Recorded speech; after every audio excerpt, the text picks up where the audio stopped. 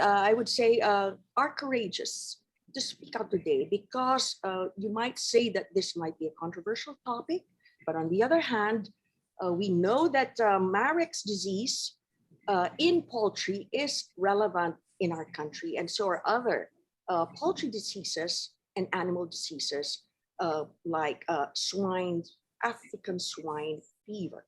But then we know we are in this era of the COVID pandemic. We have the pandemic, and while COVID ravages us today, and it is an RNA virus, and Marek's MDV is a DNA virus, we would like to share with our audience some underlying principles that drive viral evolution, because we have some experts here. At the same time, we have other experts who are actually trying to address these problems in industry.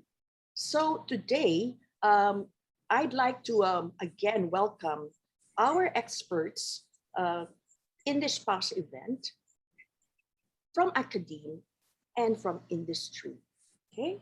From the Philippines and from other countries in the world. And I will be introducing them later, one by one. And let me just say that PAASE is the Philippine American Academy of Science and Engineering, and we are growing in numbers, in leaps and bounds. So we are 470 PhD level scientists and engineers and medical doctors. And we are trying to capture all the Filipino experts in the world just to show everyone that we have these experts who are like-minded, like-hearted, and share this common goal to try to help the Philippines, our beloved country. So with that, I'd like to request our NASC Vice President, Toby Fabian Dairit, to say a few words, after which Dr. Manolete Dairit will give us the context of this discussion based on the national problem we face. And then afterwards, I will introduce our speakers one after the other. Thank you. Okay, well, thank you, Giselle. Yeah, first of all, I'd like to, I'm responsible for this because I found the article. I'm not a virologist, so I can't really talk about the details of how this thing works, but I found the paper very interesting because it was published in 2015. So, no coronavirus then, not influenced by the COVID-19 pandemic. But my main interest is reading the hypothesis of the paper rather than the details. For the details, there are a lot of details, maybe too many details for me to understand. But I think what's important is that we also look at it both from the perspective of animal vaccines as well as human vaccines, because they're both problems. But we also realize that the viruses, some viruses can jump from one to the other. So it is relevant to that extent.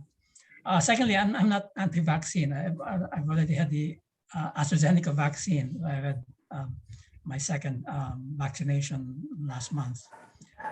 My main interest, I guess, and maybe hopefully our resource persons can answer the question, is which vaccine campaigns have worked in the past, and to address the points of the paper, why and how did they work? So, I guess basically those questions. Of course, there's a lot of negative discussion about these vaccines, but I think rather we should focus on the positive aspects. How can you use the knowledge of this paper to find out how vaccines can work? So on that note, I'll transfer it to my brother, my older brother. I should also note that the first COVID, the SARS-CoV-1, exploded under his watch as DOH secretary. So maybe he should give us some insight on how that worked and and so forth. So sige, kay Kuya Manolete naman. Sige, thank you. Okay, thank you, Toby. Thank you, Giselle. Good morning to everyone. Maybe I might begin by saying that SARS, while we were able to control it and control it quite definitively, it's no match for COVID. The COVID virus is far, far more lethal, far, far more transmissible, and certainly because it is very transmissible, far, far more lethal. So the theme for this morning's webinar is taken from this article that was mentioned, and it is entitled, "Imperfect Vaccination Can Enhance the Transmission of Highly Virulent Pathogens." Now, the article actually talks about Marek disease in poultry. And it also talks about leaky or imperfect vaccines and vaccination. Now, just very briefly, what do we mean by leaky or imperfect? It simply means that the vaccine is able to prevent disease in individuals, but is unable to prevent the spread of the pathogen. We'll have our speakers delve on this. Now, this topic is relevant to our pandemic situation, where vaccines and national vaccination programs is one of the pillars to defeat COVID-19. Our speakers will speak to this. Giselle will introduce them shortly. But let me hasten to add that while vaccines and vaccination may be the theme for today, strategy for COVID-19 or against COVID-19 does not begin nor end with vaccines and vaccination. In the course of our discussions, we would like also to hear from the speakers and maybe the audience about how non-vaccine strategies, for example, medicines and pharmaceutical products, as well as non-pharmaceutical interventions, might be deployed in various combinations to stop COVID-19.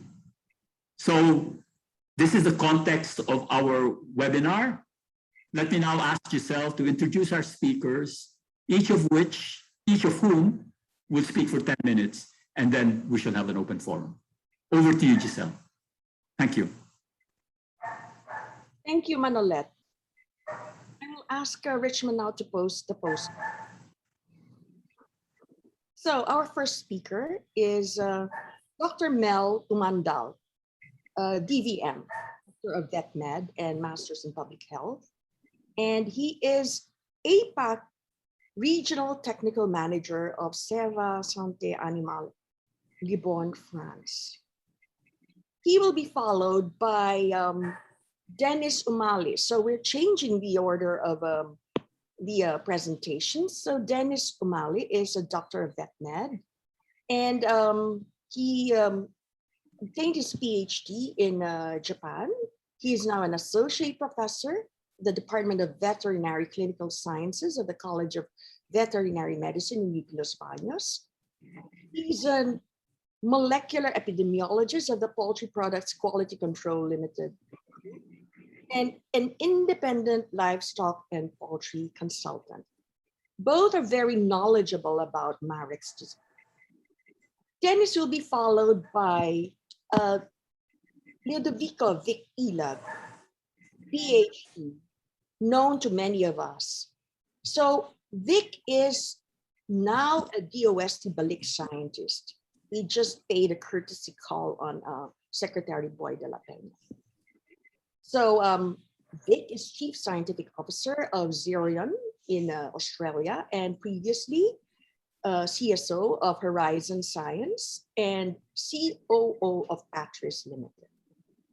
And then, known to many of you also, is Danilo Danny Casimiro, PhD, who gave a Friday webinar in PAASE some months ago. He is Vice President and Head of Global Research and External Innovation of Sanofi Pasteur. Vice President and Head, External R&D and Vaccine Platforms, Sanofi Pasteur, and previously CSO of ARAS. Hopefully, when he's done with his meeting, Father Nicanor Austriaco of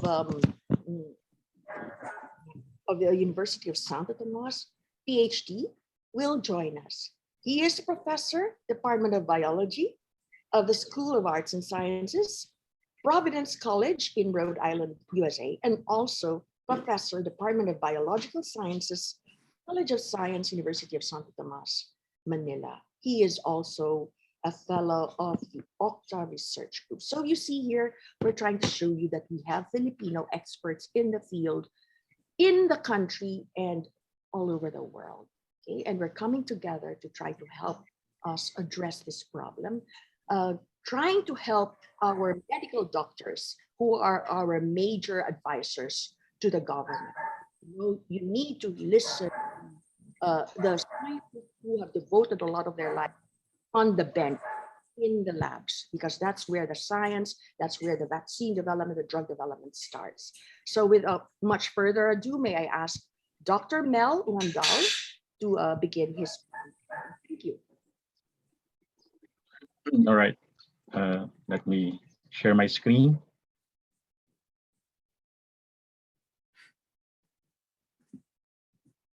Can you see my screen and hear me now? Yes. All right. So in the beginning, a relationship was formed between the chickens and the virus. In this case, a herpes virus, and that time this relationship was not defined. The relationship turned to worse when the virus was identified as causing paralysis in chickens, and since then has turned into a full-scale war. You might have watched boxing matches in the past, and we normally find comparison between the two protagonists, which is displayed as tail of the tape. And so by this fashion, I present the Marek's disease virus on your right, whose keys to victory involves ability to be horizontally transmitted, which means that if conditions are not ideal within poultry houses, they have the ability to infect other chickens. They can also persist in the host for the whole lifetime, and they can easily survive in nature under favorable conditions, which can last up to 10 years at 4 degrees centigrade. And yes, they can easily mutate, which means perpetuation of their species. Now, on the left corner is the humble chicken, whose main key to victory is their ability to ward off infections via the different arms of immunity, mainly humoral, local, and cell-mediated. They found sponsor in men who help increase the frequency of desirable traits through selective breeding, and has developed management interventions aimed at reducing the probability of virus exposure. Men at the same time, however, predispose chickens to more stress by way of how the industry is organized right now, with increased bird density per area, at the same time genetically pushing them to the limits of productivity. This battle is currently ongoing as we speak, and we know for sure that the outcome will not be decided quickly.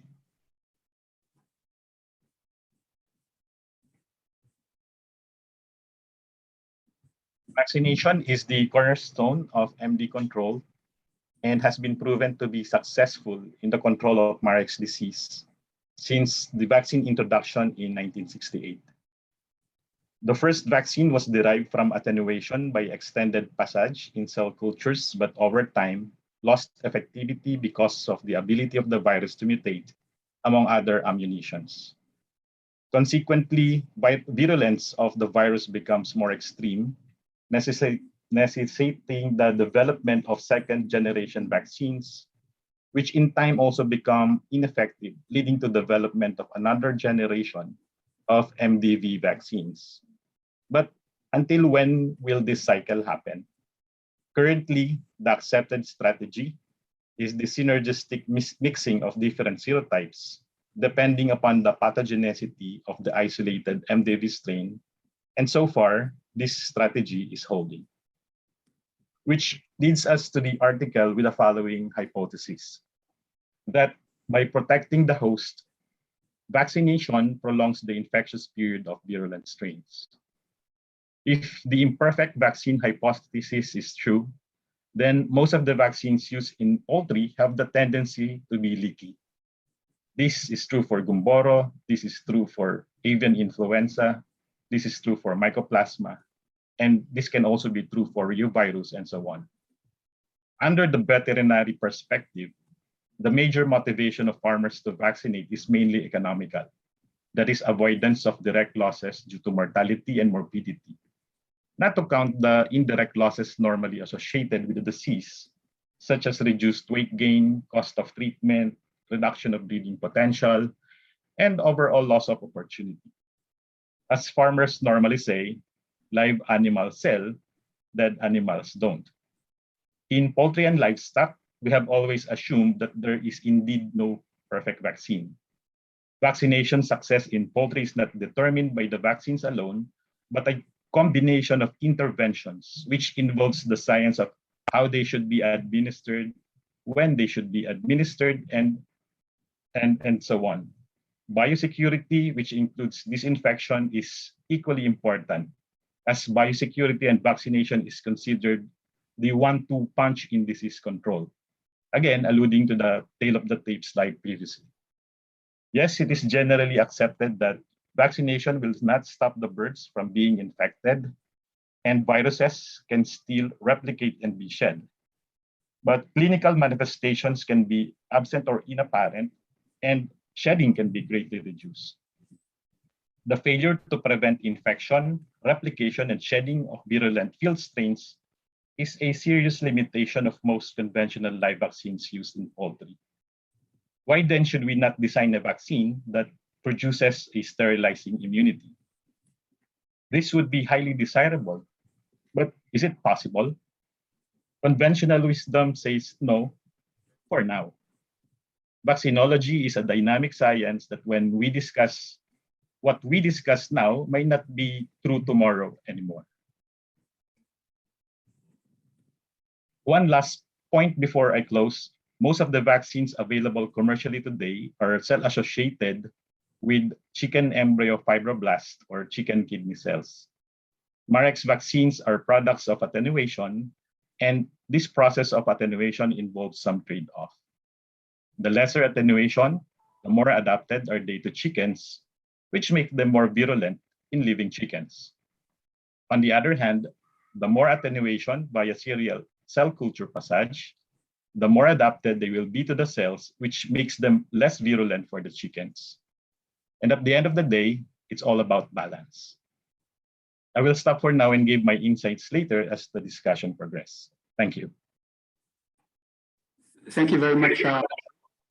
You've actually set the stage, no? And for those that are not who are laymen in the audience, essentially what Mel has talked about vaccines as either preventing infection, preventing disease, and preventing spread. And essentially what he said, which is very important, is that most of the vaccines, particularly in the veterinary field, actually are not sterilizing. They don't prevent the spread. And therefore that's the important message from Mel's talk. And therefore, can I call on Dennis Umali? Thank you. Hello, magandang umaga po sa ating lahat.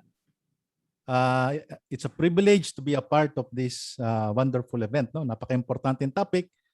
And I'm a poultry veterinarian. No? So, konti lang ang background ko sa COVID. But for this presentation, ang aking magiging attention or focus will be on Marek's. And I'll be discussing mainly yung content ng paper published in 2015, no? Imperfect vaccination can enhance the transmission of highly virulent pathogens. Now, first, reviewin mo muna natin ang Marek's, no? So medyo busy itong slide na to, but 50 years on Marek's, this is research summarized in one slide. So Marek's disease was actually first observed by Dr. Joseph Marek in 1907 in chickens, no? The main clinical signs na nakikita niya during that time was polyneuritis in chickens or nervous signs. Kung titingnan natin tong video na to, namimila yung manok, no? So primarily the virus infects yung kanyang T cells and eventually some cells sa nerve, no? Yung around the myelin sheath, yung mga Schwann cells ay nadadamay, resulting to lameness, such as this one. Pwedeng tamaan is yung sciatic nerve, yung major nerve sa leg, or sometimes naman yung brachial nerve, yung nerve sa wings. Then, it took a long time, no? So, from 1907 to 1967, that's the only time na na-isolate yung virus by Dr. Solomon. And bakit? So, it was quite difficult, no? So, as mentioned ni Doc Mel kanina, cell-associated ang Marek's. And during this period, hindi pa ganun ka-develop yung technology on virus isolation. And primarily, widespread na yung sakit, pero hindi pa uso na yung mga SPF chickens. No? So when they try to isolate the virus, very variable yung kanilang nakukuha kasi may mga ini-infect sila na hindi nag-show ng signs and meron naman di sila ini-infect nag-show ng signs because from the start, infected na pala yung chicken.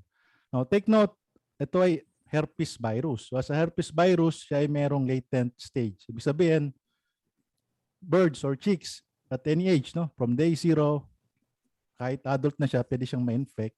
And yung virus pwede magtago sa kanyang system.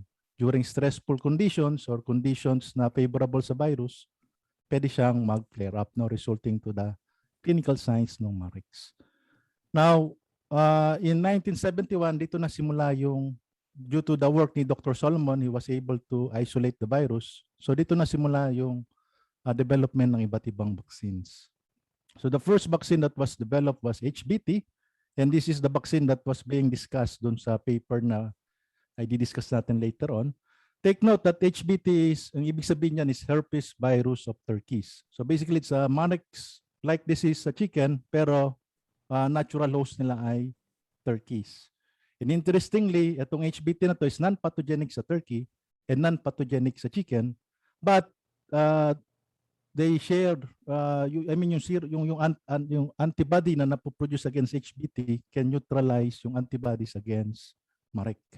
Now, that time, ang pangalan ng Marek ay Marek disease-associated herpes virus, but through development na technologies, ang current name na niya is Gallid herpes virus 2. No? So, another platform ng vaccine development ng 1970s, they were able to attenuate itong MDHB.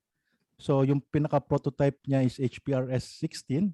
And sa paper na pinresent dun sa study, may HPRS din doon, no? Basically, same lineage itong HPRS-16 na to, but yung 16 was passaged 16 times. And yung right now, yung pinaka,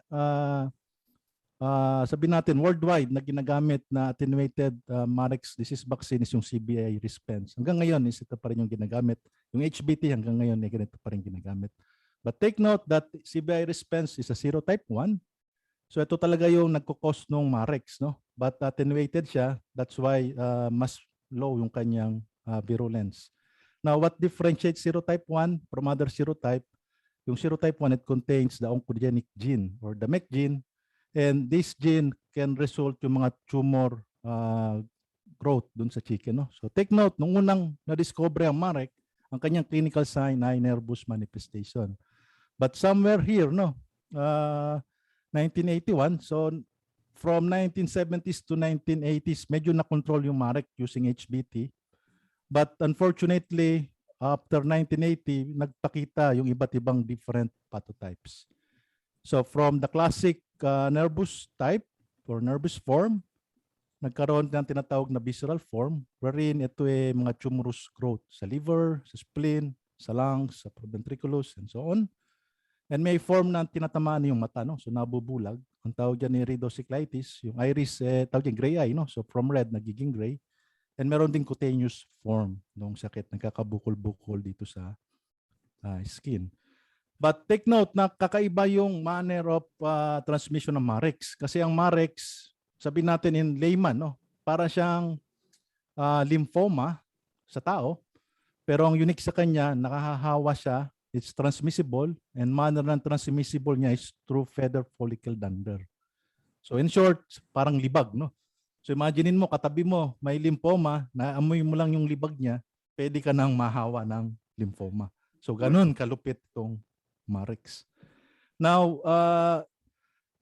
ito yung forms, no? But aside from form, may scientific technique to classify yung Marek based on pathotype. So before yung para ma-describe yung pathotype, they compare the isolate with prototype strains, and depende sa lesions na ma-perform, may mga maraming parameters, you know, they classify as mild, virulent, and very virulent plus. But right now, yung modern way to classify Marek's based on pathotype is based on vaccine breakthrough titers.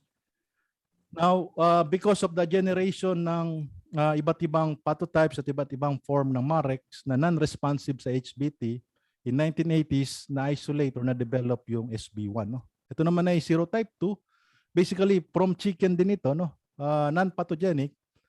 But if we will combine this with HBT or with CBI, mas tumataas yung kanyang efficiency. No? So, but unfortunately, after magamit si SB1, no, HBT SB1, dumami yung different pathotypes and paiba ng paiba yung manifestation niya. No?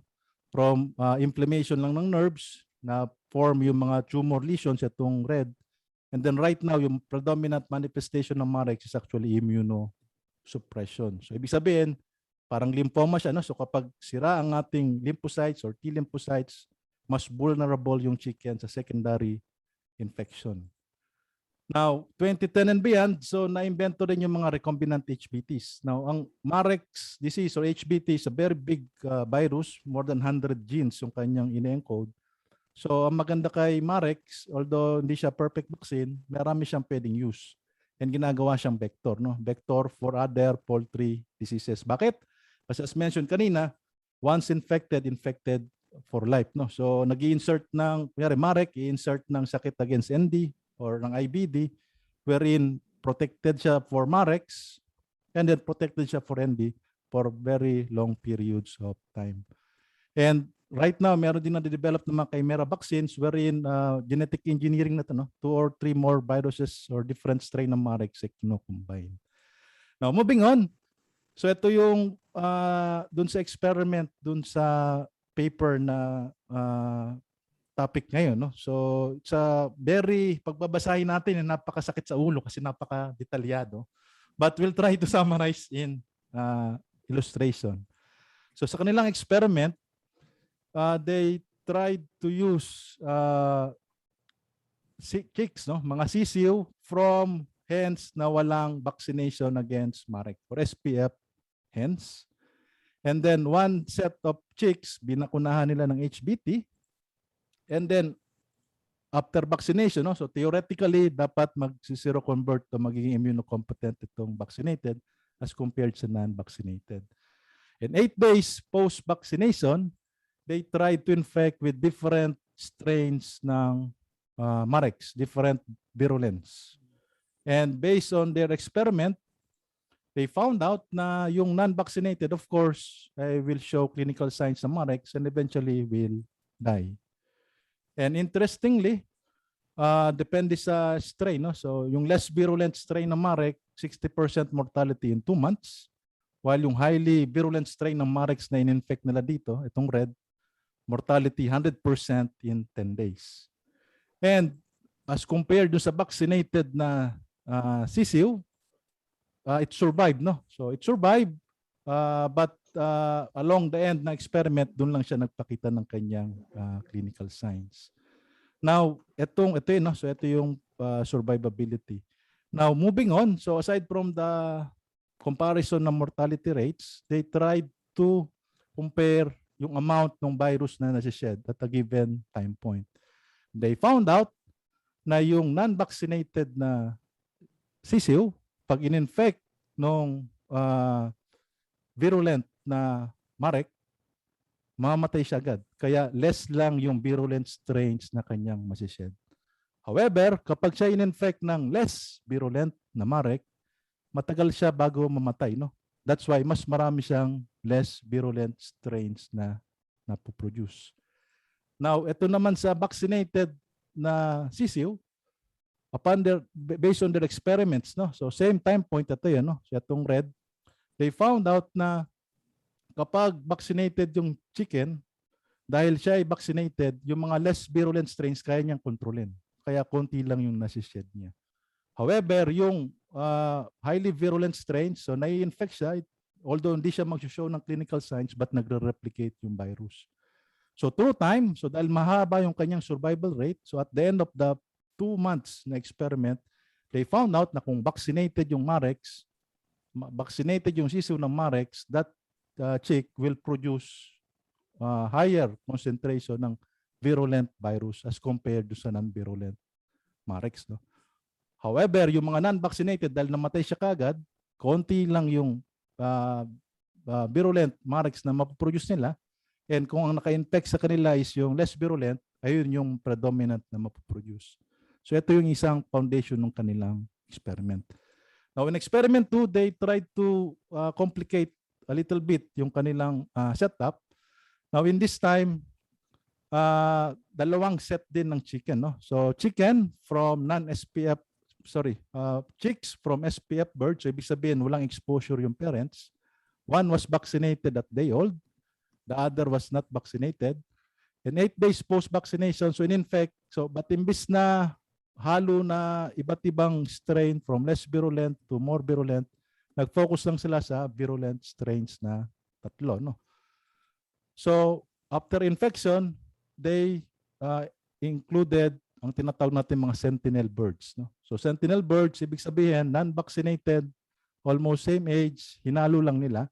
And they want to observe ano ang mangyayari sa mga sentinel birds kapag in-infect ng Marex, virulent Marex, itong vaccinated at non-vaccinated chicks.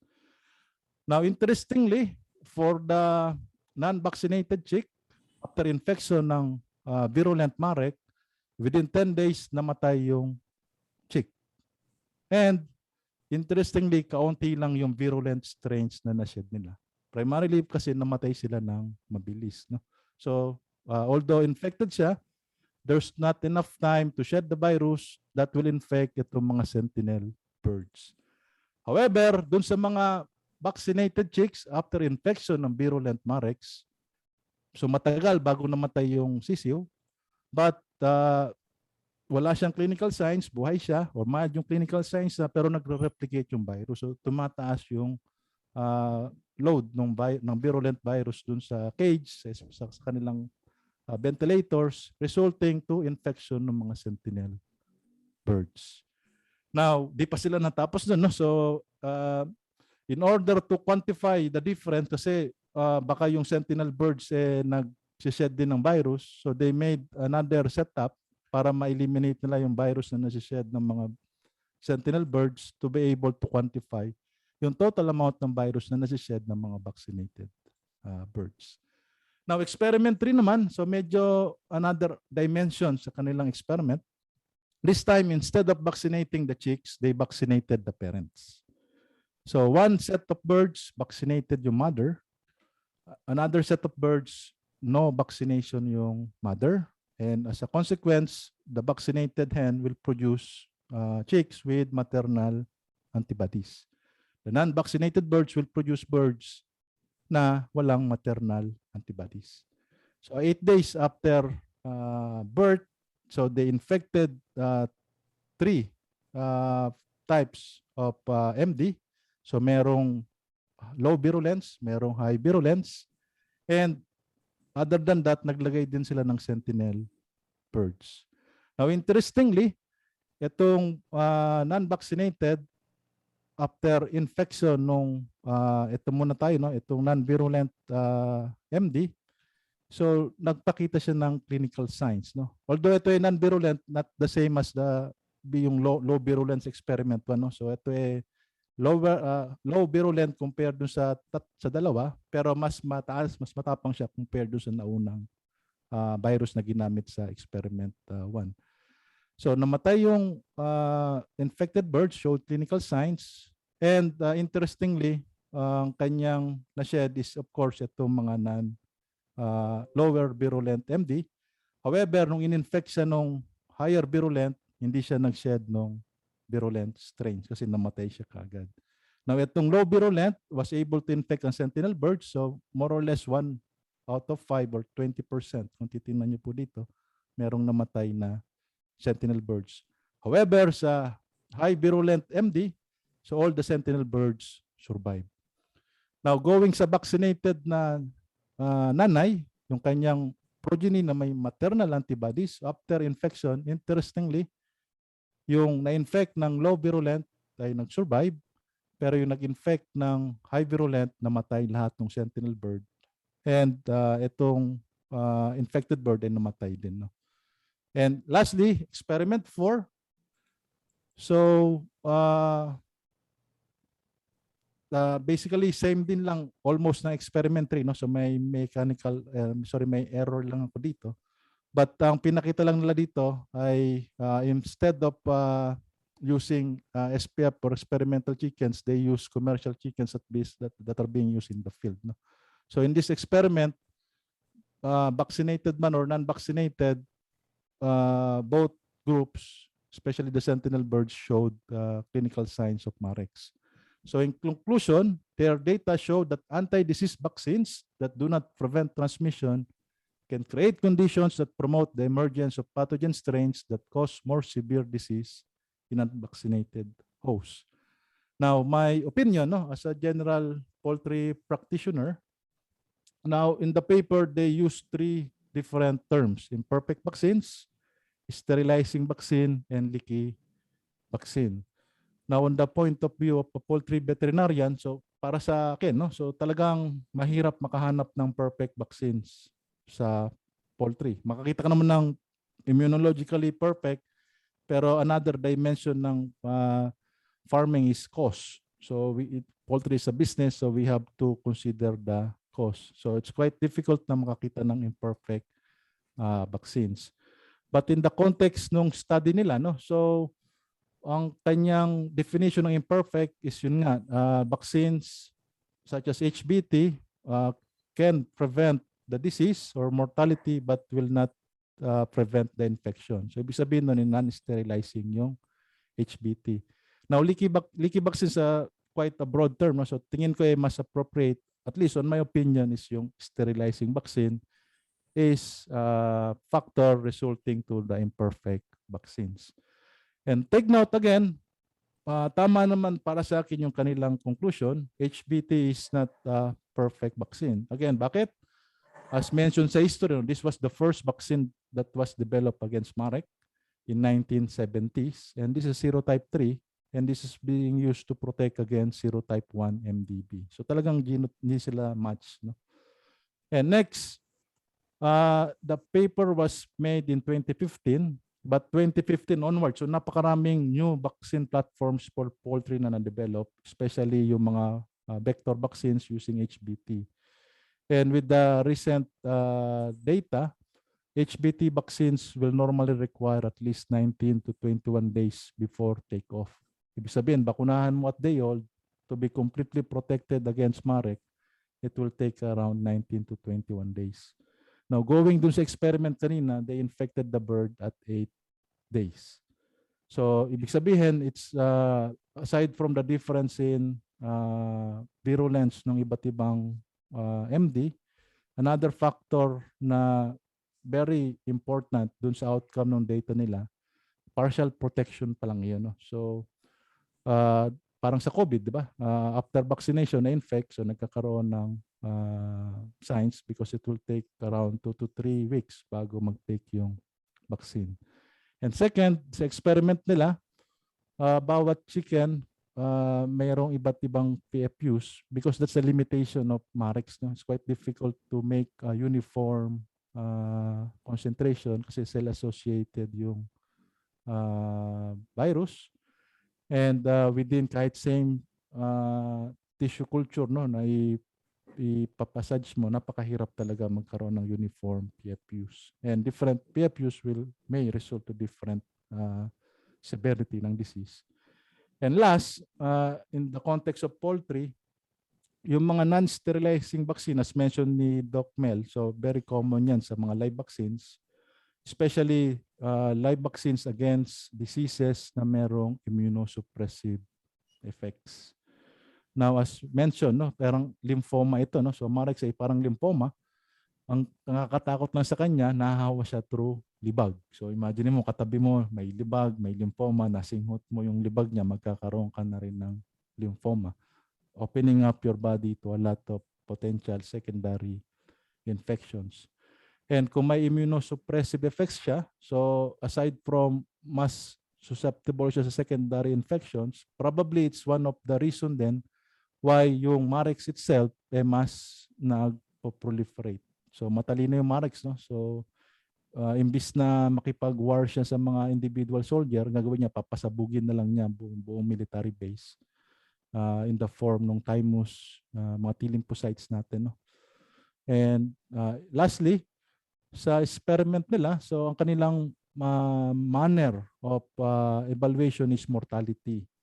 So as mentioned, napakaraming level ng severity ng infection from paralysis, lymphoma, virus shedding, and mild signs, no, hindi na count dun sa experiment. So only manner of comparison is yung death. But nonetheless, so at least again, apple and orange ang Marek and COVID, but using Marek, so we can gain a lot of important information on how vaccination may result to a more or generation of more severe strains of disease.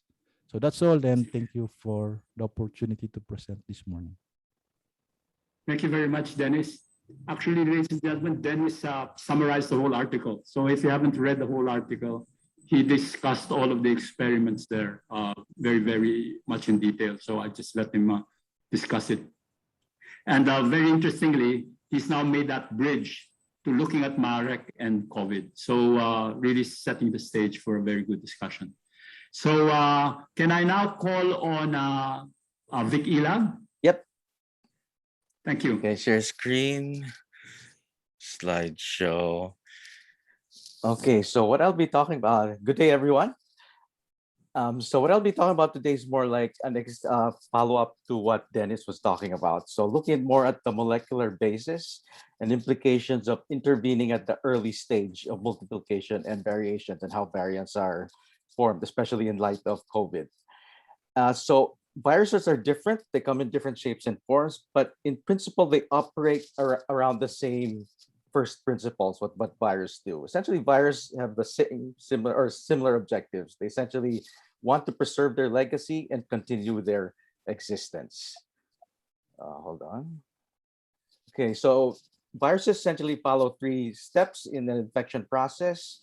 It's outlined here. So first, they have to bind to the cell, their host cell, to enter, so that they could produce more of themselves. Once they produce a lot of themselves, copies of themselves, these are progenies then, which could then propagate as well and essentially continue the existence of their legacy. And then once that production is complete, depending on what kind of virus you have, they essentially have to control the host for them to escape. There was either lice, and in case of Marek's disease, there's latency, as Dennis and Mal presented. So what I'll be focusing on right here would be this early stage, the binding and cell entry and replication and viral assembly, and its implication in the generation of variants, which leads me to the next slide. So let's do some viral math and multiplication. So for this example, I used COVID, so we could then pivot from Marek's to COVID and how it one could make the comparison. So here's a virus. It binds to its host, and it's assumed that there's about 10 hours in the eclipse phase, the period from the time the virus uncoats itself and to produce the first viral particle, infectious viral particle. So give it 12 hours. So COVID, it's estimated there's a burst size for each replication cycle produces about 1,000 virions. So every 12 hours, each virion, which infects a cell, produces 1,000 virions. If we assume that only 1% of the progeny infects or is able to lead to productive infection, essentially you'll have 100,000 virions, and then after 2 days, you essentially have 1 billion virions. If you make the assumption that only 1% of each infection is productive, after 2 days, you would have about 10 million virions. So you would have about 10 to 1 billion virions per infected person within 2 days. What's interesting is, again, using COVID as an example, it has been shown that it has a mutation rate, or it makes mistakes every 1 millionth base replicated. So if you assume that there's about 30 kilobase, there are about 30 kilobases per genome of a COVID virion, you'll produce about a mutation for every 34th virion. So if you have 1 billion virions, there's probably 30 million variants. For 10 million, there's about 300,000. So within 2 days, there would be 300,000 to 30 million variants within an infected person, quote unquote. Now, all of these variants, most of them are not productive. They'll have a mutation which renders the virus inactive. So it won't lead to any productive infection. A significant number of them would also be missense mutations. It doesn't change anything in the virus because of the degeneracy of the genetic code. But there would be a small fraction which would have mutations which would give the virus some selective advantage. But it's just a small fraction of the whole population. So now go to the next slide. Here is the rise of the variants and the concept of resistance and escape. So as I earlier mentioned, so once you have, let's say, somebody inside somebody's body is infected, or let's say Marek's, a chicken's infected, there will be a population of virions and a fraction which are variants. Now there's such thing as called selective pressure. And one form of selective pressure is the presence of antibodies. So if you have a particular antibody, which is specific, let's say a neutralizing antibody specific to the native virion, the original or wild type virion, those would be eliminated. And if the variant has a mutation in the site where the antibody binds it, so that the antibody couldn't bind anymore, that will be called like an escape mutant. So there would be selective pressure to favor that. So then it now has a better fighting chance to be able to propagate itself. So if it multiplies faster, it has a bigger yield, then there would be an enrichment step. So what I'd like to mention here then is selective pressure comes from, let's say, the antibody or other agents. Like antibodies, which are induced by the vaccines, I think this is where the misconception which has to be corrected, do not create variants. They act the selective pressure, which will enrich for variants, but they do not create variants. So that's an important message. So I think there's a message, people, if you get a vaccine, you create variants. So that's not true. Vaccines, the antibodies induces, acts like a selective pressure. So the key then is not really how to prevent variants, it's not to have a vaccine, but to prevent the formation of variants. So where do the variants arise? Essentially, I have to go back to my previous slide. Essentially, to reduce the replication of the virus. So this is within 2 days, you already have 30 million variants from a billion particles. So if you have a patient or a chicken who's infected, if you prolong, as Dennis showed, its survival, but still continuously shedding viral particles, the number of variants are increasing. So the more variants you have a bigger pool of variants which could then be selected, which have even more interesting or more deadly properties. So the key, therefore, is to reduce replication, to inhibit replication as early as possible so you could reduce the number of variants. So it doesn't have to do with vaccines. So the implication as well, so each process here happens within the cell. So if you have a good vaccine, you usually have a good T cell response. If you have an infected cell, the T cell mediated immunity would then inactivate that already if you have an infected cell. And I think that problem with Marek's disease, because it kills or at least inhibits the T cell proliferation or the T cells itself, essentially there's no T cell mediated immunity. So therefore the viruses continuously freely secrete and shed viral particles, allowing them to replicate and create more variants. So the take-home message then, with regard to COVID, I think implications as well, is the current things we're doing right now, and there's nothing wrong, I'm not anti-mask, anti-social distancing, are ineffective because an infected person, whether you put 2, 3, 4 masks, you could put a shield, several shields, you could isolate them, they will still continuously shed the virus if there's nothing done. So the key, therefore, is to be able to stop them early. And there are other methods of doing that, and I probably could discuss that later. Thank you for your attention, and be looking forward to the discussion.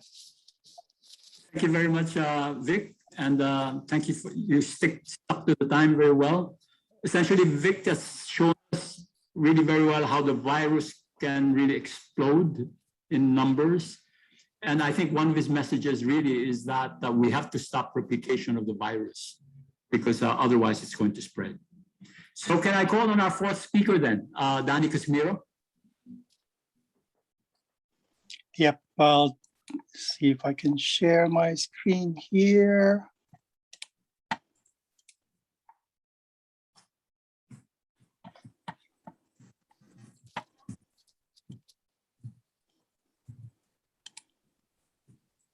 Can you see my screen? Yep. Okay. Thank you for the invitation. So I think we heard a lot about the vaccine-induced increased virulence which really has been exemplified with animal pathogens in the case of Marek's disease. And Vic, nice presentation when it comes to the pathogen evolution. And we all know those are most prominent with RNA viruses because of the error-prone replicase systems that they use to convert from one sense to the other sense of the RNA. On a population basis, there are also other reasons why you get immune escape, right? Basically, if you have a suboptimal vaccine efficacy, that's obvious. If you have a suboptimal leaky vaccine, then you will not be able to curtail replication early on. Also, non-adherence on a population basis to the vaccine regimen. And some folks will take one dose and not take the second dose, and in which case there's heterogeneity in terms of the compliance of folks to the vaccine regimen. You sort of compare this with the emergence of resistant HIV viruses, because people do not adhere to the daily dose originally of the antiretroviral therapy. Now you saw a lot of emergence of those resistant viruses to antiretroviral therapy. So you have to hit them hard. That's basically what it is, either through immune responses against the pathogen or through drugs, right? Hit them hard so you minimize the emergence of resistant strains. What may be very similar to the vaccine-induced emergence of virulence is what we see in vaccines when we have a shift in dominance, right? So this is most prevalent and most exemplified by pneumococcal disease vaccines, where you see serotype replacement. So if you recall, the first pneumococcal vaccine for infants is Prevnar 7, which was introduced around 2000. And then the manufacturer of Pfizer came up with Prevnar 13.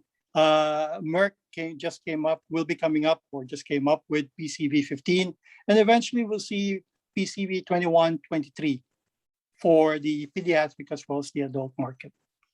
It's largely because of serotype replacement. So in the case of, this is a graph I took from the CDC, where if you look at the less than 5 years of age, before the introduction of PCV7, you have this much burden of pneumococcal disease in this population. When you introduce pneumococcal or PCV7 or Prevnar 7, you see a dramatic drop in pneumococcal disease caused by the vaccine types, right? The 7 types in PCV7. What you see though is the emergence of more pneumococcal disease, not at the same level as it was prior to PCV7 introduction, but the emergence of other serotypes.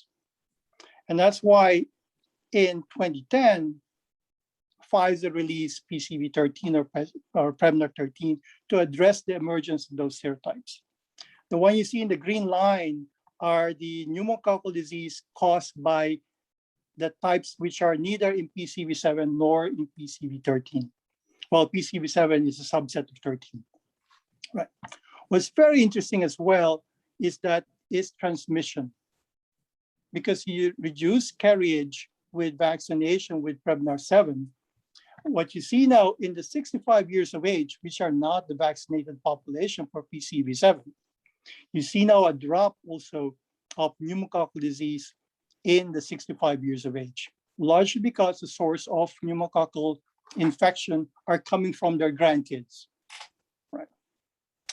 So the same trend here is, you see the same trend in the elderly population as you do in the 5 years old in terms of the non-vaccine types. So serotype replacement is very well documented in vaccines like Streptococcus pneumonia. And that's why companies continue to build on more serotypes into the vaccine. At some point, it's diminishing return. You have a very complex vaccines for which the cost may be too high to justify introduction into the market, right? And so $6 billion market, a significant market, and that's why multiple companies are coming up with much more improved or multivalent vaccines to command a bigger share of that market.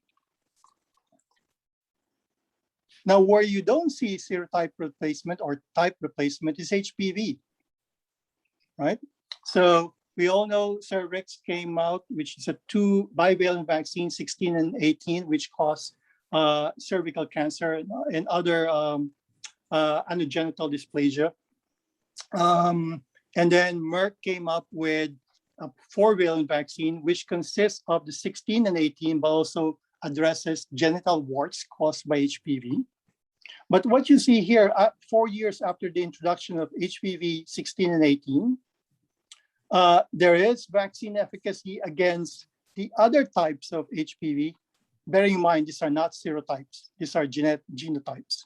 So there is cross-reactivity or cross-neutralization with the other types from 16 and 18 induced immunity. So you have some positive vaccine efficacy in some of the non-vaccine types, but you never see a case where the non-vaccine type is on the negative side, meaning emergence of those types. So in the case of papillomavirus, we have not observed any emergence or type replacement with the vaccines. However, having said that, Gardasil was introduced as a 4-valent vaccine, 90% genital warts. Gardasil 9 was introduced in 2014 from Merck, and that included 5 additional types. Because in this case, you've now increased the coverage of the oncogenic types from 70 to 85%. It's a better vaccine, right? So and this now commands about over 90% of the market, which is around, I believe, close now to $3 billion a year in terms of sales. So Gardasil is definitely a blockbuster for the company. The fact that it addresses 85% of the oncogenic types, and it continues to add indications to it, solidifying its place in the market, and 90% of genital warts. So we talked about sterilizing immunity. Seldom does vaccine induce sterilizing immunity. I think I heard that comment earlier, because it was never really licensed to prevent transmission. The basis for regulatory approval for vaccines is prevention of disease to the individual receiving the vaccine. Right? Only in rare cases do you look for prevention of infection, and that is if the disease endpoint is not ethically feasible. In the case of cervical cancer, we don't wait for cervical cancer. That's unethical. So in this case, persistent infection was the endpoint for the licensure of the papillomavirus vaccines. Another example for which we don't have a vaccine right now, and in considerations and discussions with the agencies by many pharmaceutical companies, are vaccines against cytomegalovirus. Cytomegalovirus is a cause of congenital disease. I mean, a mother can be infected with cytomegalovirus, and the virus will replicate in the fetus, overwhelm the fetus, and the kid will be born with congenital disease. In some cases, premature death may occur. In some cases, unilateral, if not bilateral, hearing loss, and also other neurodegenerative disease. So it's a very serious disease. However, it's not ethical to look for congenital disease, right? And also in this case, congenital disease takes a long time to develop. Just imagine this, you would immunize the mother or immunize females. Hopefully the female will get pregnant and also give birth to kids. And you'll have to wait for the endpoint after birth. In this case, the endpoint that the agency has been looking into is either direct infection of females, could be an endpoint for licensure, or prevention of congenital infection. But in every case, you have to show post-licensure clinical benefit, meaning You have to look at surveillance and see if you have a reduction in the case of HPV cervical cases, as well as in the case of CMV congenital disease. There are post-licensure commitments. One of my mentors have said, you don't have a vaccine until it's 10 years in the market, because some vaccines have been pulled out to the market because of either safety or the fact that largely because of safety and also not having shown or for marketing reasons because of not having the benefit that what it was supposed to have. So with that, I will end the presentation and go to the next speaker. Thank you, Danny. Thank you for bringing up, the issues of pneumococcal vaccines and papilloma virus vaccines, and of course the regulatory issues about the endpoints that FDA looks at for licensing of vaccines. I don't think Father Nick has joined us. Father Nick, are you there? So I don't think Father Nick is with us. So I think we can open the open forum, and we have good time because it's 9:07 and we have about 53 minutes for question and answer. So can I begin by asking Toby for his general reactions and maybe start us off with a question or two. Thank you, Toby. Yeah, thanks, Conrad. Yeah, I have maybe just two questions. I think I mentioned it in my introduction, is which vaccine campaign, and I guess it's vaccine campaigns among humans have worked, and maybe in hindsight, can the panelists comment on why or how they worked? And then a second question, of course, we always talk about the 1918 influenza pandemic. Well, the influenza pandemic, this was a H1N1 virus. It's also an RNA virus, and the size of the virus is almost identical to coronavirus, 80 to 120 about nanometers. So in physical appearance and the type RNA virus, they're similar to SARS-CoV-2. So those are my two questions. One is which vaccine campaigns have worked, and yeah, in hindsight, do we know why and how they worked? And then the second is maybe if you have any comment on the 1918 flu pandemic. Yeah, thank you. Okay, thank you very much for those two questions. May I ask Danny to start it off? Okay. To answer Toby's questions. Thank you. Yeah. I think I would say vaccine. Let me start off. Vaccine is probably one of the marvels of modern medicine, right? I mean, we would not be here today if we don't have vaccines that are now in the market, right? We don't know about polio now. There's many things that hepatitis B, hepatitis A. I got hepatitis A when I was in college. Did not get vaccinated before then. Just the lifespan of the human race have increased because of vaccines, partly because of vaccines, other things, better hygiene and better water. So it is really one of the marvels of medicine. What vaccine had worked? Many have worked. Vaccines that did not work, well, let's define first what we mean by work. If it did not reach clinical efficacy in phase 3 trial, many vaccines have failed even earlier than that. Phase 2, phase 3, many candidates. We don't have a vaccine for tuberculosis other than BCG. We don't have a vaccine, which is tuberculosis before COVID came, was the biggest infectious disease killer in the world. We have a vaccine for malaria, but there's still a number of vaccines for which there is a lot of room for improvement, right? So while vaccines are in the market and have clinical and public health benefit, there are always improvement for vaccines. Case in point, influenza, 40% efficacy every year, even with the prediction of the WHO of what the circulating strain would be. 40% in some years, really awful if you miss the prediction. There are ways by which may not be a better vaccine. Can we have a better prediction? Or can we shorten the time by which we manufacture influenza so we can pivot when the latest data came out in terms of what would be circulating in the hemisphere itself? Pertussis vaccines, we know there's waning immunity to pertussis. Vaccines that we have right now many of them have a lot of room for improvement. And many companies are working on improvements. We've seen that with Prevnar, right? From 7 to 15 to 13 to 15.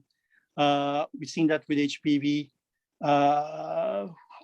So I speak, coming from working on vaccines for 20 years, I speak very positively for vaccines, but at the same time, it's a very challenging R&D endeavor in terms of failure.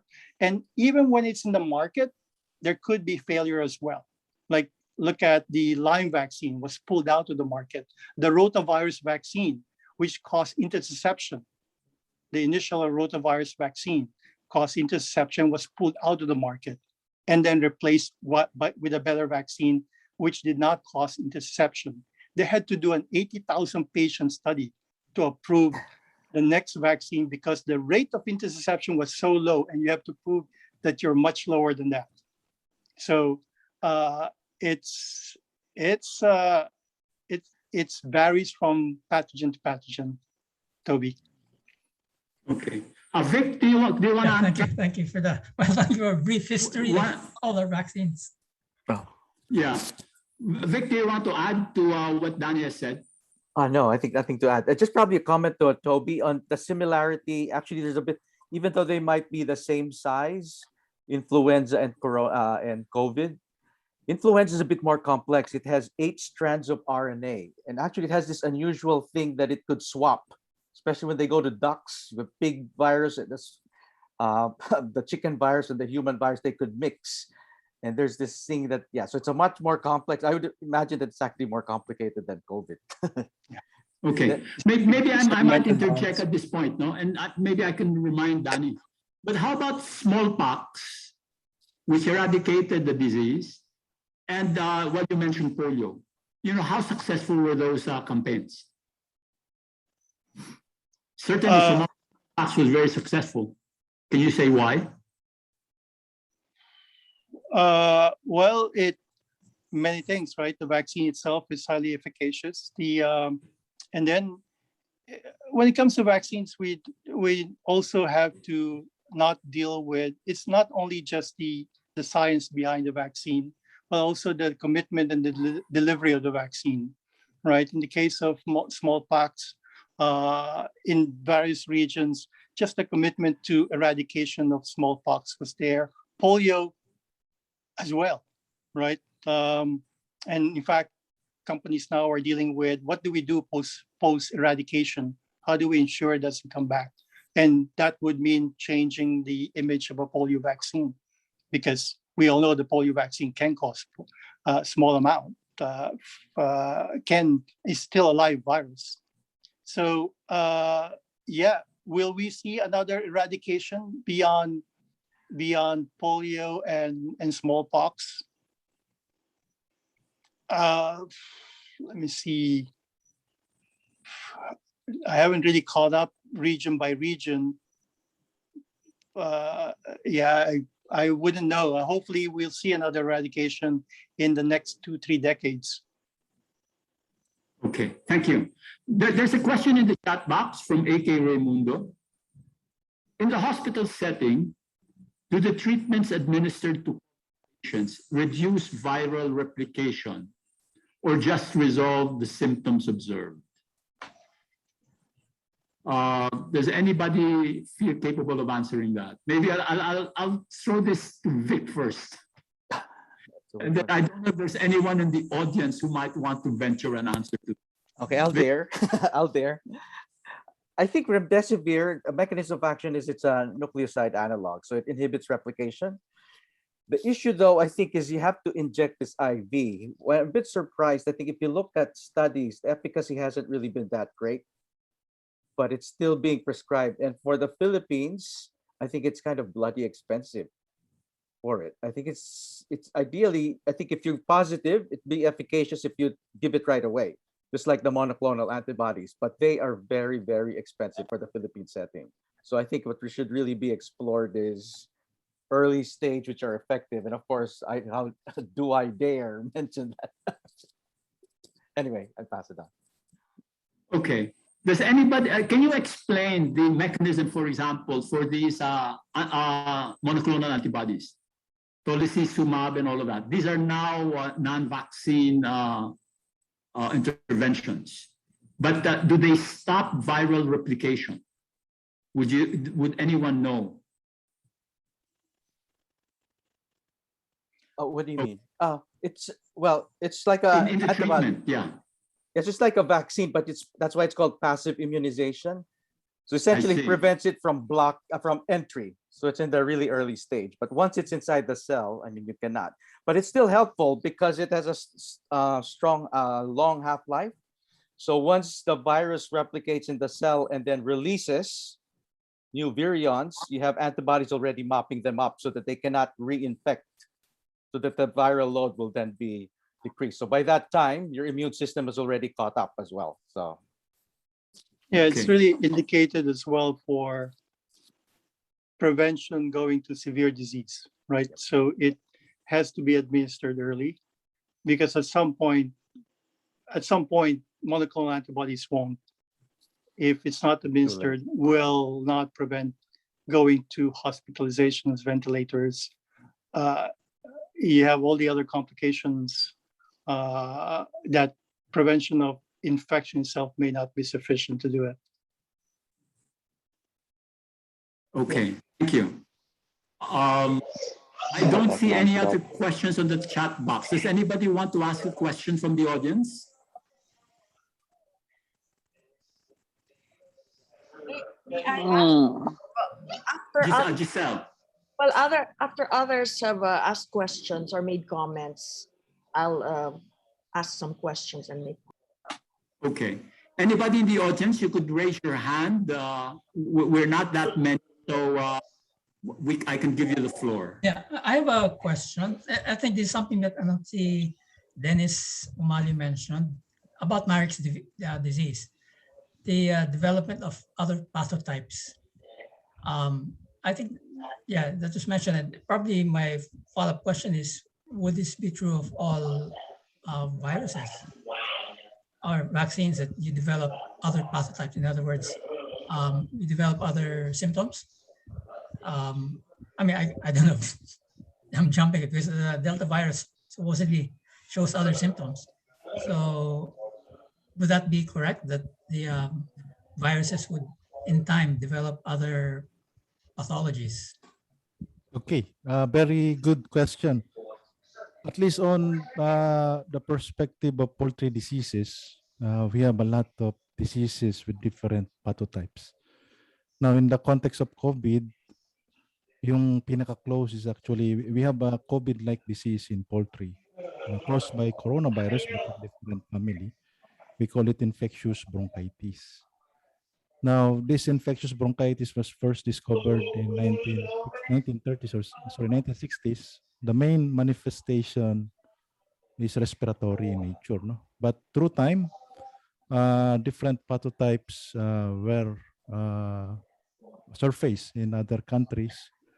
Example ng pathotypes ng infectious bronchitis ngayon, no? Coronavirus in poultry.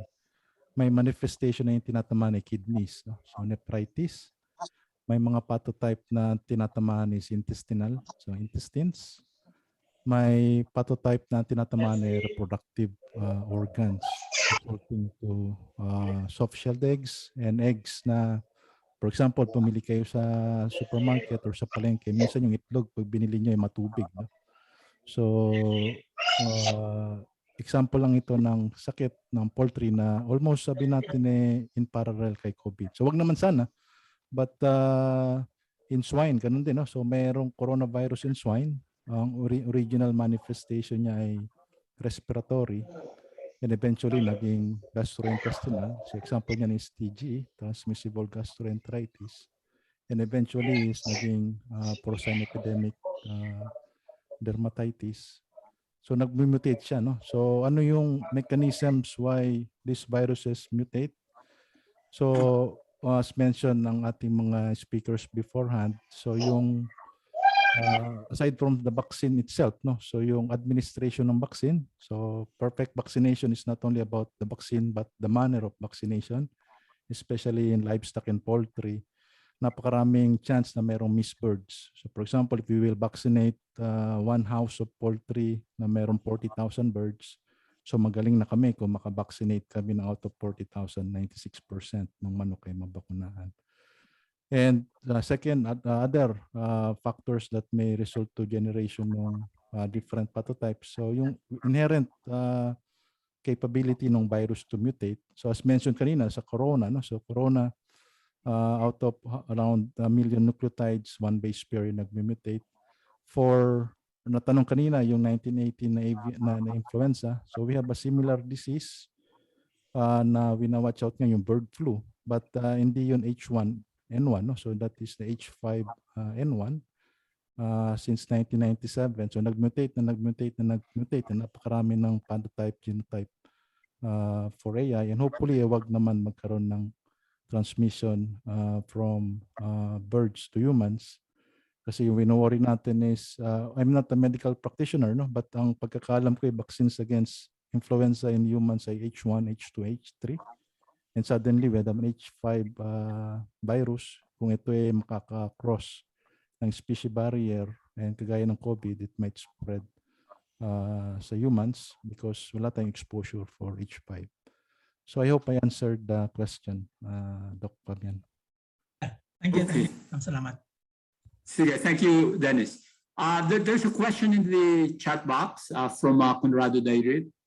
From an ethical perspective, why do vaccine manufacturers use cell lines from aborted fetuses, either in testing or production or both? Are there no alternatives? If there are, why don't they employ these instead? Can anybody want to answer that? I don't think the vaccines are all made out of aborted fetuses. But, not all. Perhaps, yeah, Vic? Yeah, not all. If I'm not mistaken, it's the adenovirus one, which is made in. But I think it's more a technical thing. I don't think it's because they were aware. I think it's the HEK HEC 293, I think they were referring to. Cells, but that's not a continuous thing. It's a cell line built in history, but I understand the issue behind. But yeah, I think it's right. It's only one. I think. I think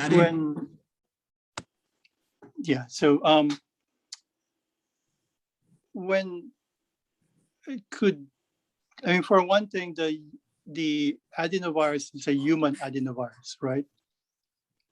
From J&J, for example, Johnson & Johnson, and in the case of AstraZeneca, it's a chimp adenovirus, which replicates in human cells.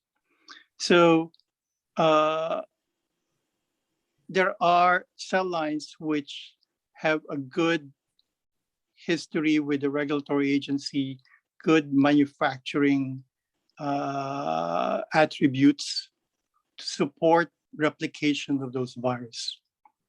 So especially in the case of a pandemic response, you have to use what is for which you have really very good confidence in production and manufacturing of vaccines. In this case, bear in mind the need for any manufacturer is to manufacture billions of doses. And that's why you use well-established cell lines for production. And there's also obviously a tropism of the virus. it will not grow in chicken embryonic cells because of the tropism of the virus itself. These are live viruses.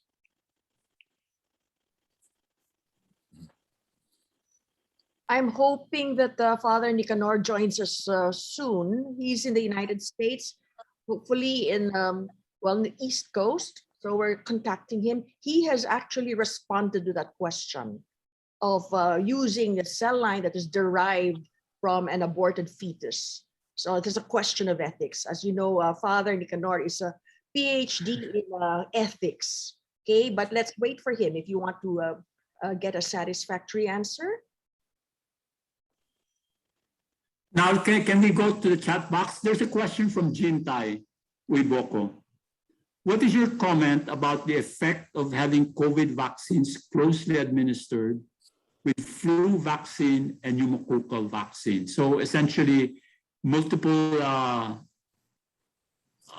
delivery of vaccines, and I guess the timing on this. Anybody wants to answer that? So I Maybe- can, Okay, Danny. I can address a little bit. Definitely when you're looking at concomitant use of vaccines, you have to test for safety as well as whether you're seeing interference, right? When you're trying to either concomitant, not necessarily in the same syringe, but concomitant use, meaning at the same time, for example, you want to ensure that there's no immunological interference, and that needs to be tested, the safety as well as the potency of the vaccine. Now, in the case of COVID, we all know COVID doesn't seem to have any seasonality, right? So there have been discussions, can we really package influenza vaccine in the same tube as a COVID vaccine? However, we know the seasonality for influenza. We know the seasonality or the lack of seasonality for COVID. So there are definitely some, even from a public health perspective, some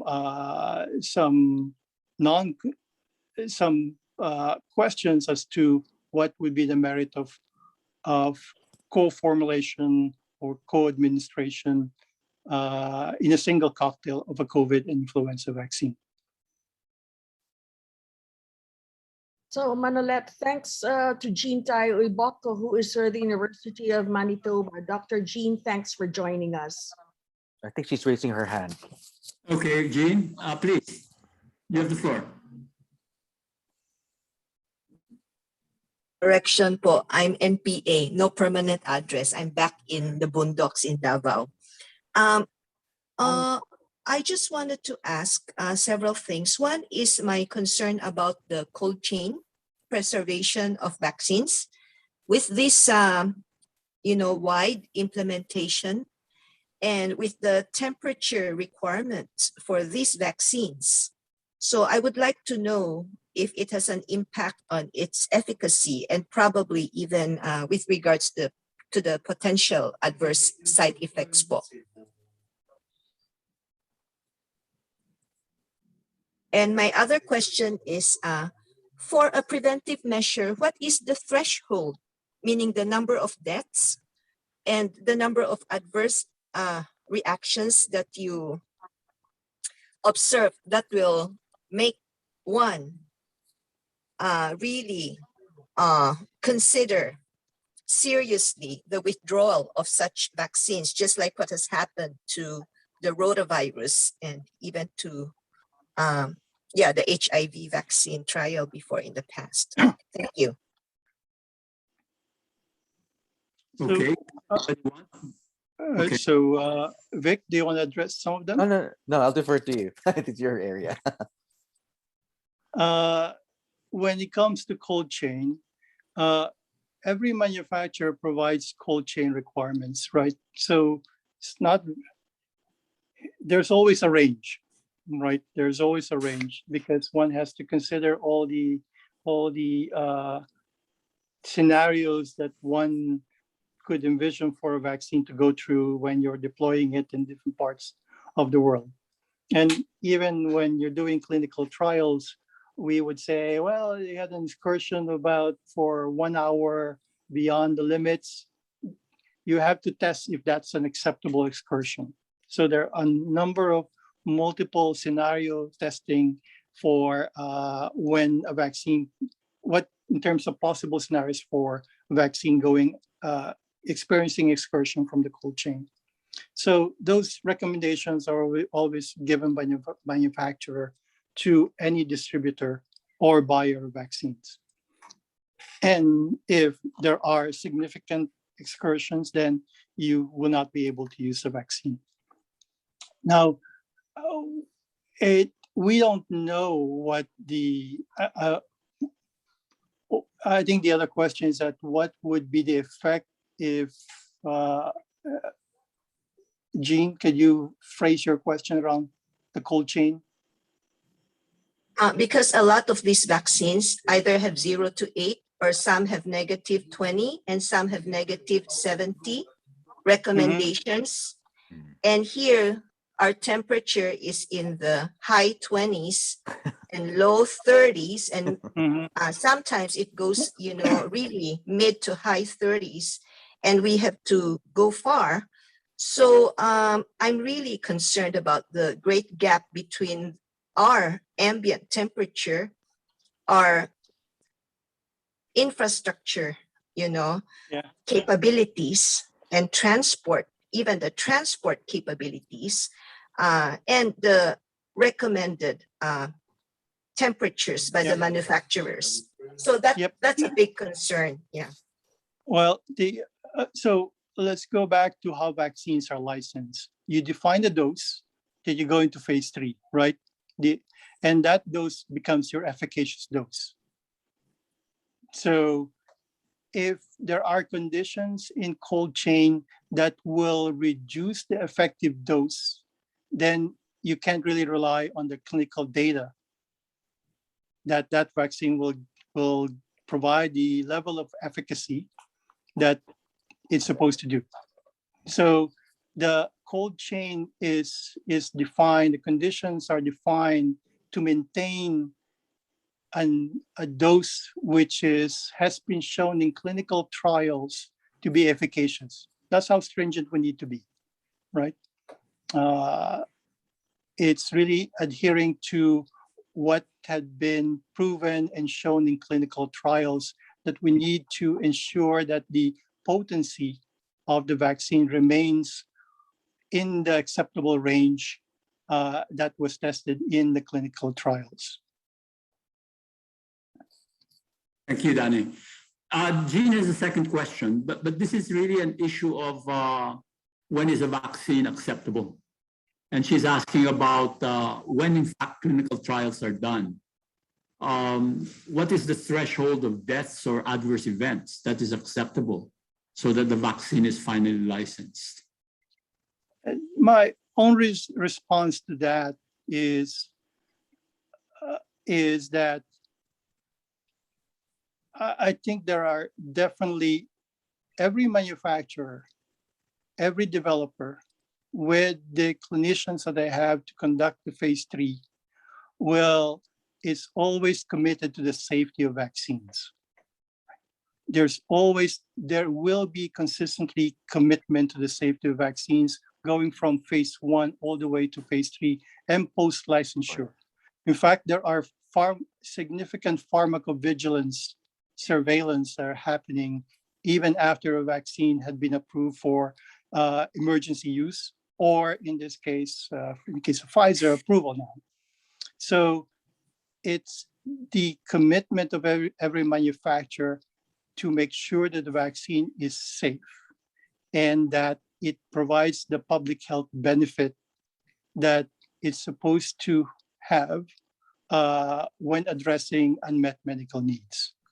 So there's no equation beside the commitment from manufacturers that every vaccine we put out have a public health benefit and that it's been proven safe in individuals.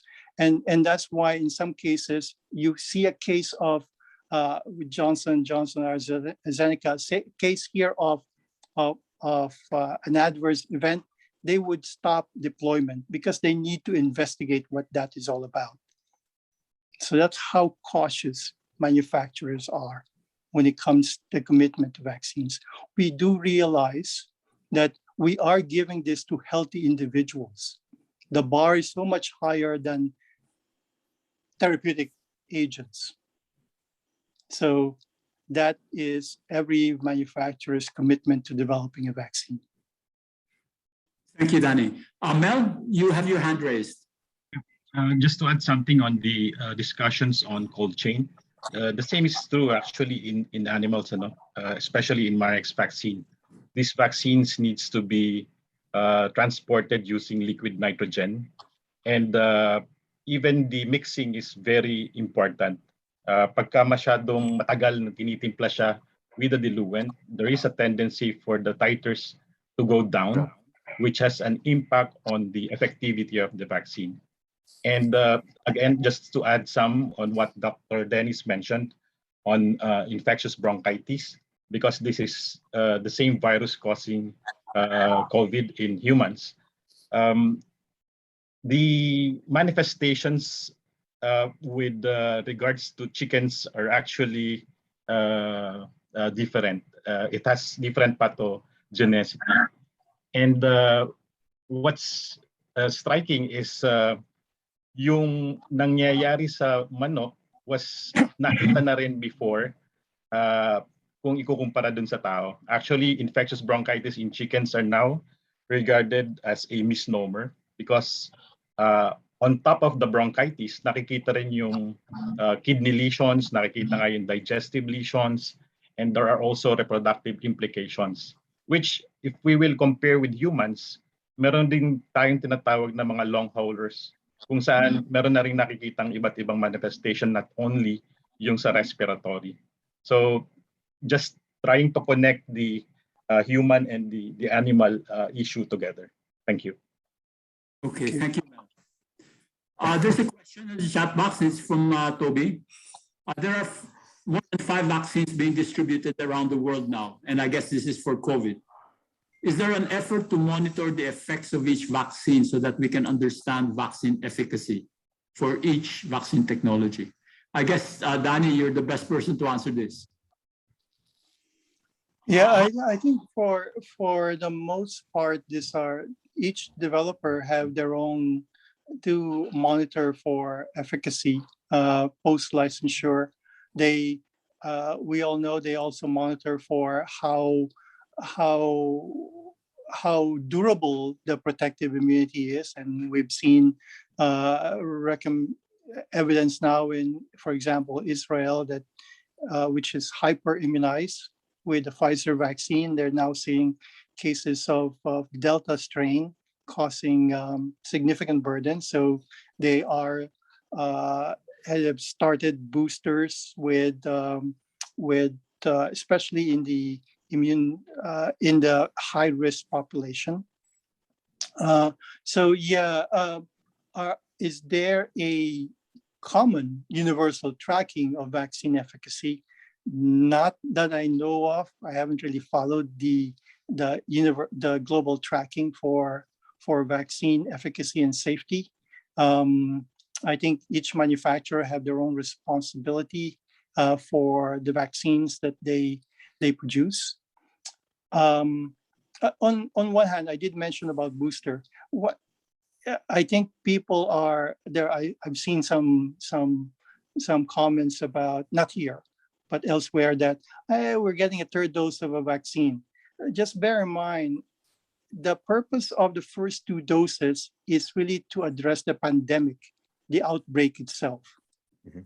Typically in vaccination, you have a rest period between the first 2 doses, or the first dose, if that's a primary dose, and then the booster dose. There is always a booster dose if you want to have durable responses. So it's not atypical to get a third dose in vaccination. The first 2 doses are primarily for just to address the urgent pandemic control. But for long-term durability, typically you give a booster dose about 6 months after the primary doses, because now you develop memory B cells that you can now expand using a third dose. So 3-dose regimens is not unusual. Gardasil, HPV was a 3-dose regimen.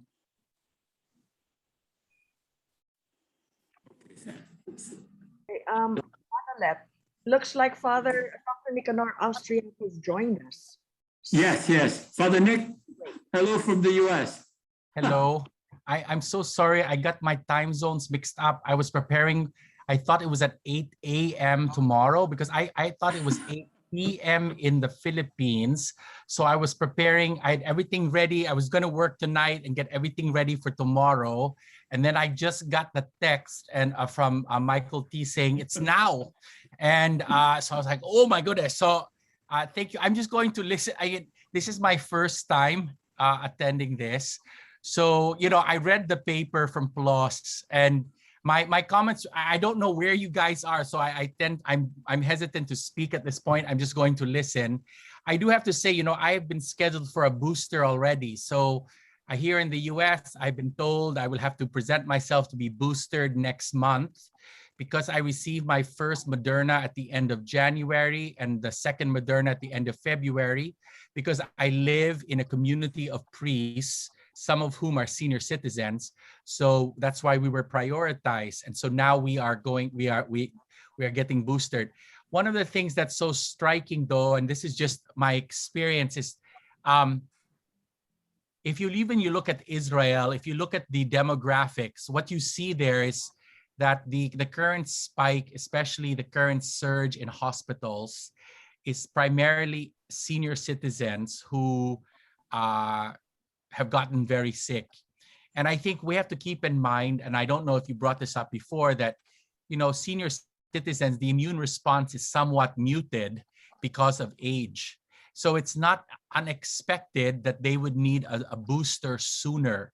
My concern now is in the United States is basically pushing for booster shots for the entire population.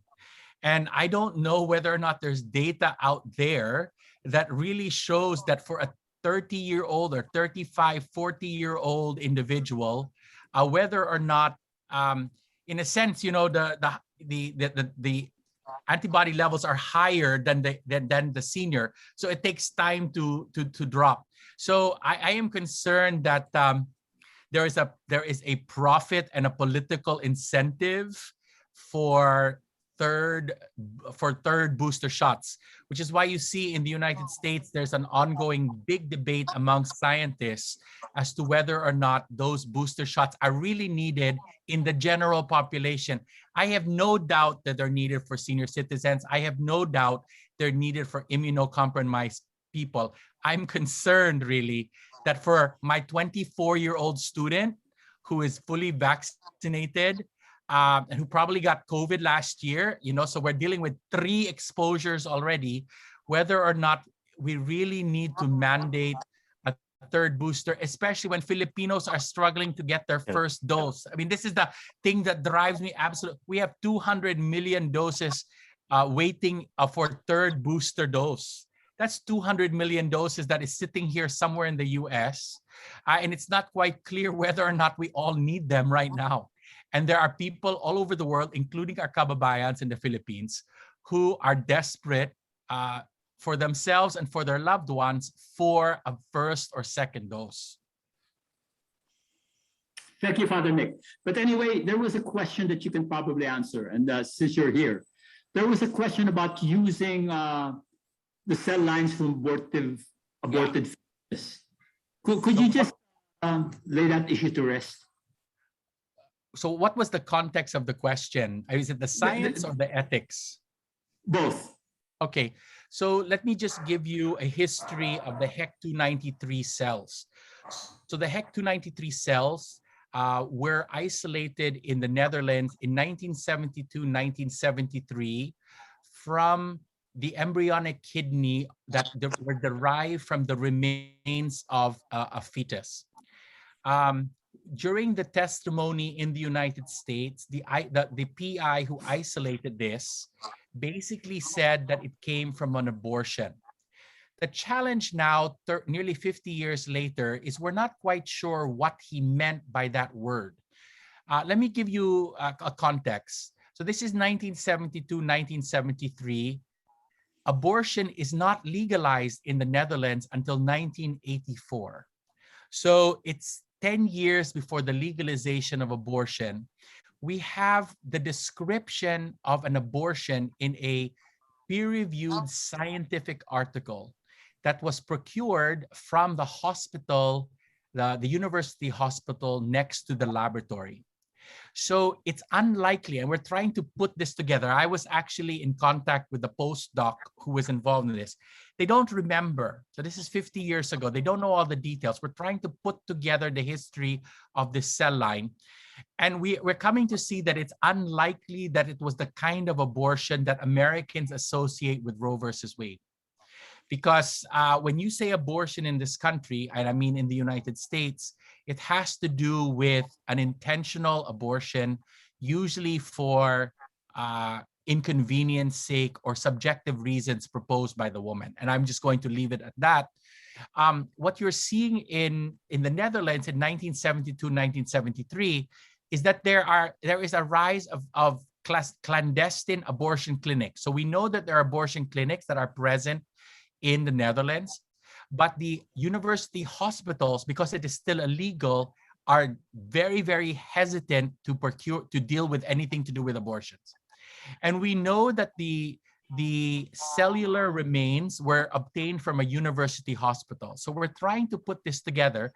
It gets complicated even further because it turns out that in the Netherlands in 1972, 1973, the word abortion was used in a more general sense to talk about spontaneous abortion versus elective abortion. So when the PI spoke abortion, we do not really know what he was talking about now.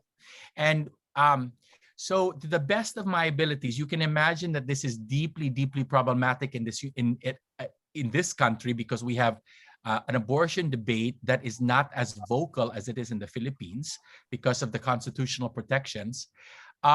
What I can say is that these cell lines were derived from an human embryonic kidney, from a female fetus, either from a spontaneous abortion or an abortion that was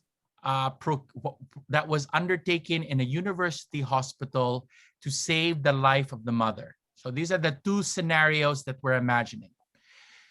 Ethically, now the reason why scientifically it is really used is because, well, it is a fantastic cell line for the production of adenovirus. So if you have adenovirus of any form, you use this to produce your vectors. So now let's talk about the ethics. And I'm speaking now as a Catholic moral theologian, as a Catholic ethicist. The view here is that this is a tragic and grave act that happened nearly 50 years ago. But our actions today will not lead to any future abortions. Why is that? Why do we know that? Because since 1973 here in the United States, there have been 60 million elective abortions, and not one of them was ever used to derive a cell line. So we know that the probability that using HEC-293 now will lead to a future abortion is unlikely. This is important because if someone is deeply sensitive to the abortion issue and does not want to partake of abortion in any way, then if you knew that your actions would trigger a future abortion of some sort, then you will have to refrain from that. And so because you do not want to what is called cooperate with that future evil. But theologians and scientists have reasoned that this would not happen with the use of HEC-293 or HEC-293K or HEC-293KT. So we now have a situation of a historic evil that does not lead to future evils. And so an analogy here is that the streets in Rome were built by slaves. So the question is, can we walk on the streets of Rome today? And a lot of people say yes, because my walking on the streets of Rome today does not mean that I support abortion or that, support slavery or in any way lead to future slavery. So the argument is that in light of the grave crisis that is a pandemic, which involves the loss of lives and livelihoods, we can morally justify using these controversial cell lines, even though we would want an alternative, but no alternative is given. We will tolerate using these cell lines precisely because the evil that was done was historic. So this is the kind of question, the questions that I've had to deal with, both as a theologian as well as a scientist. And if there are any other follow-up questions, I'd be willing to follow up on that. Thank you very much, Father Nick. With that discourse, I think you've made up for forgetting that the meeting was this morning here in Manila. But anyway, I'm looking at the time, and I think it's time to wrap up. And there's a question from Gina that I think the speaker should address, if you can, and this will serve as a wrap-up. So Gina Fernandez asks, knowing all that we know now about vaccines and the possibility that leaky vaccines might actually lead to more virulence, what are your recommendations for DOH and IATF regarding improving protocols? This is a question I'd like maybe all of the speakers to address as their closing remarks. Thank you. Okay, can I start? Mel, do you want to start with this? Or Vic? Oh, me? Okay, I can sige, start. Vic. I think the situation in the Philippines, I think the reality is we have limited number of vaccines. As we've been discussing early, the problem right now, the current strategy the Philippines has is not working. And in principle, it's obvious. We already predicted this 6 months ago. The current strategy of I'm not anti-mask, but the current strategy just does not prevent the virus from replicating. You'll continuously have variants. Therefore, with limited vaccines as well, the waiting period is too long. I think if there's no time to wait, the Philippines should actively look at early intervention strategies, which could prevent early replication of the virus. And there are many of those. We have proposed it, but it hasn't really been entertained. So that's it. Thank you, Vic. Mel, any thoughts on this? And then Dennis. I may have to pass on this. Okay. Sige, Dennis, any thoughts on this? Okay, I'll answer the question in the point of view of animal disease control. So when we control infectious diseases in animals, in farms, laging tatlo, no? So first is biosecurity and biocontainment. So prevent exposure as much as possible. Unfortunately, sa animals, hindi naman sila marunong mag-social distancing. Hindi na sila marunong mag-mask. So what we control are the movement of the people. So because again, people are the primary major carriers of diseases, especially people coming from other farms going to your farm. So in the context of COVID, siguro yung mga apor or yung mga from one province to another province. And second is vaccination, of course. So for animal disease control, so one factor is vaccine, but more than vaccine, malaking factor din yung administration. Because we deal with herd health or flock health, and we vaccinate animals in masses. No? So either spray vaccination, so we spray the vaccine across the farm, or water vaccination, we deliver it in the water, iinom yung mga manok. And third, but not the least, and I think applicable din sa approach natin sa COVID, in animal disease control, we have to take note of proper nutrition and proper management ng animals after vaccination.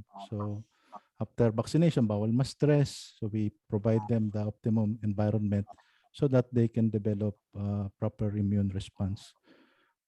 Although I don't generalize all the vaccination centers, but kung obserbahan ko, I think yung client education sa dulo on what not to do and what to do after vaccination. So bawal ba sila uminom? Ano dapat ang kanilang, bawal ba sila mapuyat? Baka pagkabakuna, magpa-party na. So I think basic concepts, but mas matindi yung delivery kung manggagaling sa mga health practitioners natin after administration ng vaccines. Yung small details, baka makatulong pagdating sa amount ng proper immune response after vaccination. So that's all, and thank you. Thank you, Dennis. Danny? Yeah, hi. I think I'm probably in. So what I'd like to say is that one really needs to use all the public health tools, right? Vaccine is just one tool. I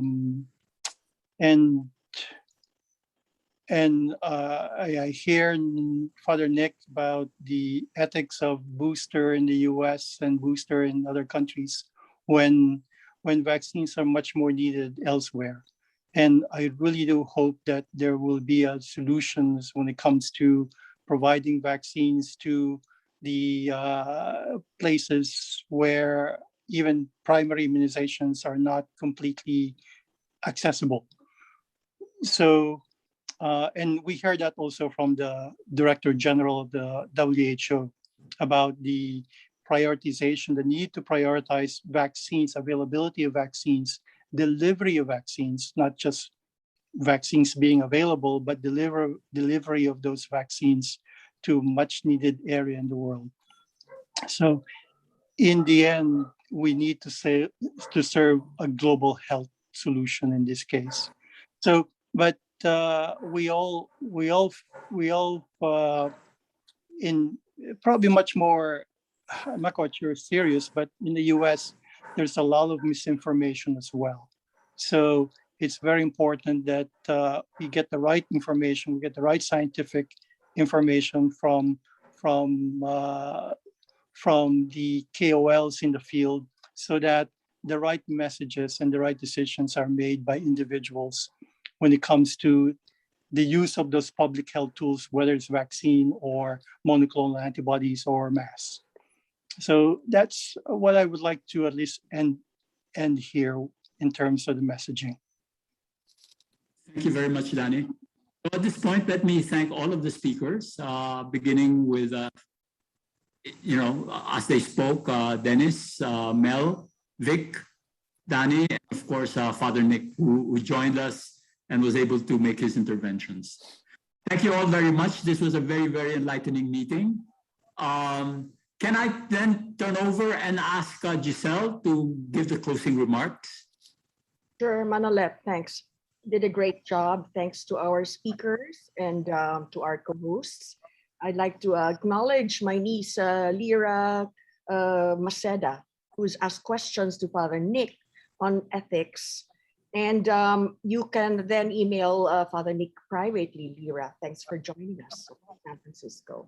Anyway, I think this has been very rich. I would like to recommend our speakers and co-hosts come up with, a position paper or a recommendation sheet that we can share with the DOH, because PAASE is about trying to pursue implementable actions that are based on hard science. So there's so many things that were discussed here, Manolet, and on the molecular, cellular, and physiological level, which interests me, of course, I'd like to just note that this crossing of host tissue barriers is a very serious problem as well. And this has been pointed out by our two vet meds. Okay. And the second thing is maybe we should again take a look at what is the selective pressure from what we call antigenic drift or epitope-based mutations is driven by the antigens on the surface of the virus versus this type of non-transmission blocking driven evolution.